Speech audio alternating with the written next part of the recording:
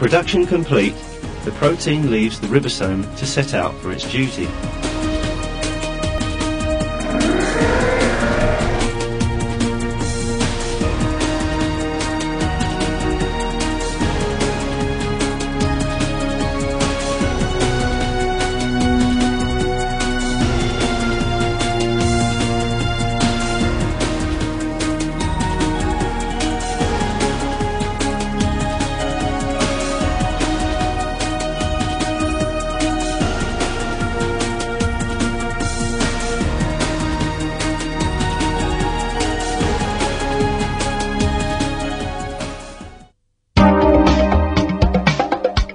All these extraordinary processes take place, not somewhere far away, but right on your own body. The events we have simplified here are actually far more complicated, and they are continuously repeated in each and every one of the 100 trillion cells in your body.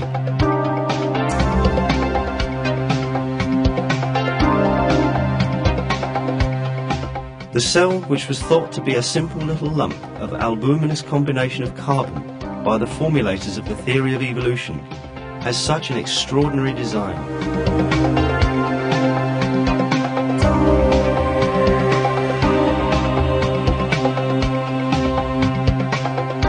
This magnificent system certainly could not have emerged by chance, as the theory of evolution claims.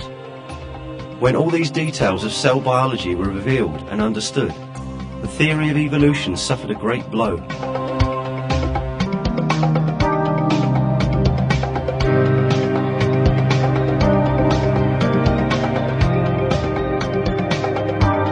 Today, many of the world's distinguished scientists acknowledge that life, as embodied in the living cell, cannot be a product of chance. A very superior design underlies all aspects of life.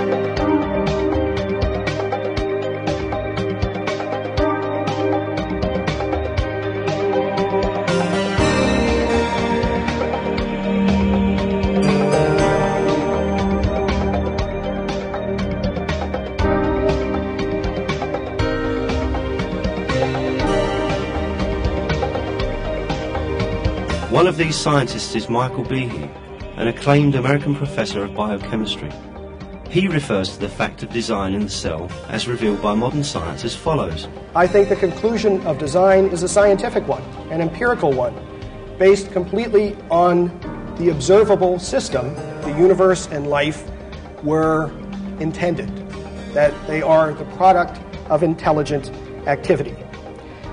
And I'd just like to point out that this idea comes from the progress of science.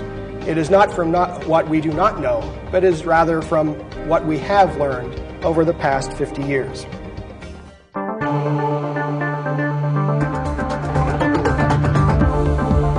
Indeed, science shows that all living beings have been brought into being as a result of conscious creation. Failing to explain the complex systems in a single living cell, the theory of evolution also fails to explain the designs in the bodies of living things. For instance, the aerodynamic in a bird wing, the amazing hunting methods of a spider, an insect made to resemble a leaf so that it can camouflage itself, the eye design on a butterfly's wings, or the feeling of compassion in animals. Life, with all its details perfectly designed, is obviously the result of superior creation.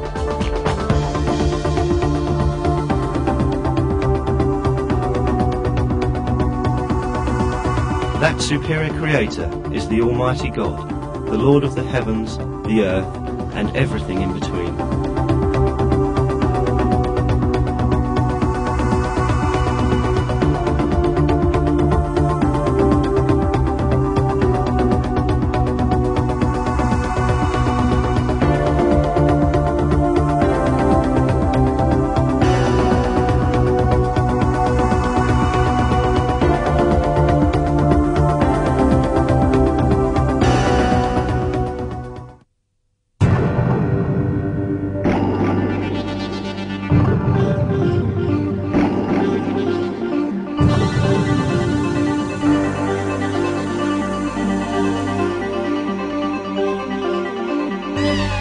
When you look around you, out in open air and in a broad field, you can readily see all objects farthest and closest to you in all their colours, shapes and size.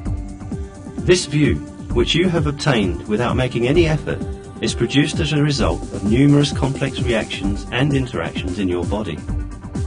Now, let us look at these complicated operations closer.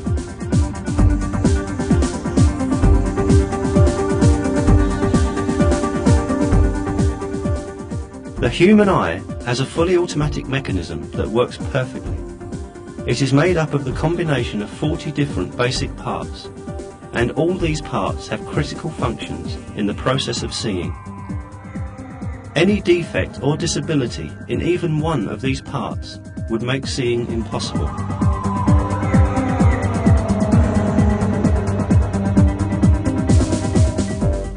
The transparent layer in the front part of the eye is cornea. Right behind lies the iris. Giving the eye its colour, the iris adjusts its size automatically according to the sharpness of light, thanks to the muscles attached to it. For example, if we are in a dark place, the iris widens to take in as much light as possible. When light increases, it shrinks to decrease the amount of light coming into the eye.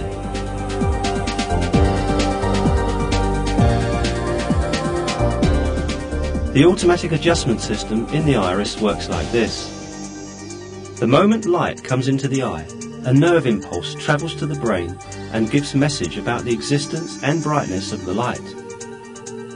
The brain immediately sends back a signal and orders how much the muscles around the iris will contract. Another eye mechanism working parallel to this structure is the lens. The duty of the lens is to focus the light coming to the eye onto the retina layer at the back of the eye. Thanks to the movement of the muscles around the lens, light rays coming to the eye from different angles and distances can always be focused on the retina.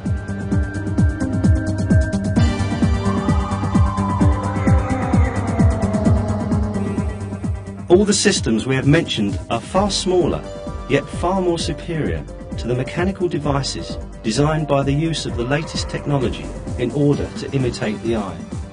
Even the most advanced artificial imaging system in the world remains extremely simple and primitive compared to the eye.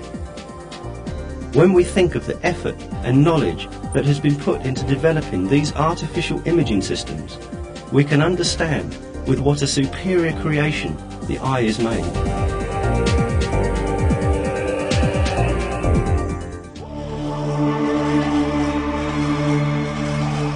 If we examine a single cell in the eye at the microscopic level, the superiority of this creation will be further revealed.